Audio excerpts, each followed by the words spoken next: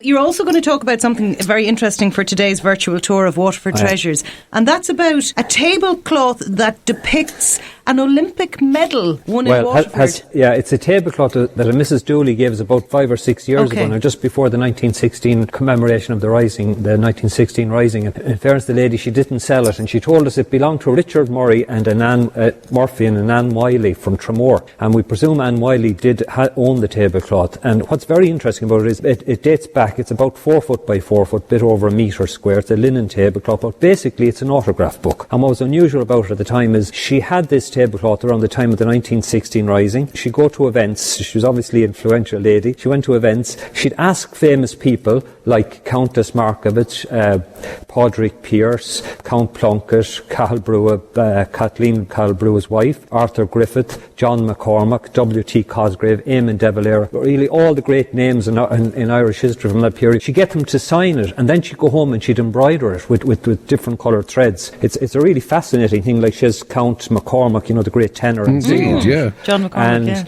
and, she was obviously a Waterford woman, so she has Rosamond Jacob was a great Waterford Quaker lady, a great Waterford revolutionary. And of course, James Upton from Waterford City also. He actually wrote a propaganda sheet from the GPO with Padraig Pearse during the actual Rising. So it's something that's not well known in Waterford, the part that man played in the 1916 Rising. But what's really unusual about it then again is when you go through all the names, we found a name, Peter O'Connor, and we started to research him. He was a solicitor here in Waterford, down actually in O'Connell Street, the Peter O'Connor Solicitors. People will remember the name of the firm. And he went to the Olympics in 1906. Now in those days, it was very amateur. The Olympics sort of were only starting, and this was considered an Olympic game even though it wasn't one of the 4-year Olympics. He was a long jumper, and he jumped 24 feet 11 inches, which is 7.6 metres long, which was a huge achievement. He's a big tall man, and he signs this. And when he won the gold medal for the long jump, which wasn't broken for 20 years, a record that was only broken later by Jesse Owens, who had held the record for 25 years, he did a very unusual thing. Of course, there was all the great heads of state were at the Olympic Games, and sitting beside the King of Greece was the King of England. Of course, then they had the podium like we have nowadays with the flags of the winning countries up. And of course, Ireland didn't have an Olympic committee at the time. So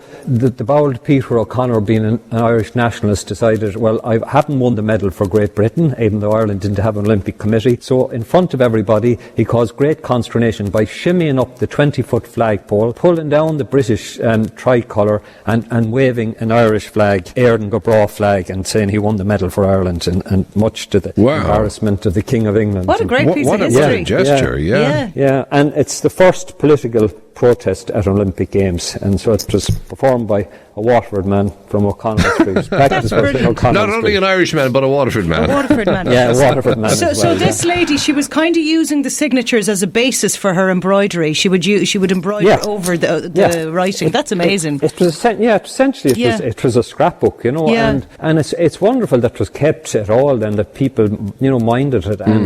And some people then were very clever. They wrote their names in semaphore, and there's one written in Japanese. We got it translated. I think it was Arthur Griffith's name was written in Japanese. Wow. So there was lots. There's all unusual. People obviously did quirky little things like that. And then some people wrote their names in Irish, or wrote the names of Forgnocht Under, which is the camp that they were sent to after the 1916 Rising that they were involved in. What an amazing thing to have. Yeah. Oh, yeah. It's a really, we call it a stitch in time. It very much is a stitch in time. That's very clever. Yeah. That is very clever. That's brilliant, Eamon. Listen, thanks a million. Have a good weekend. We'll talk to you Monday. Thanks, Eamon. Cheers, Eamon. Thanks a million. Bye-bye.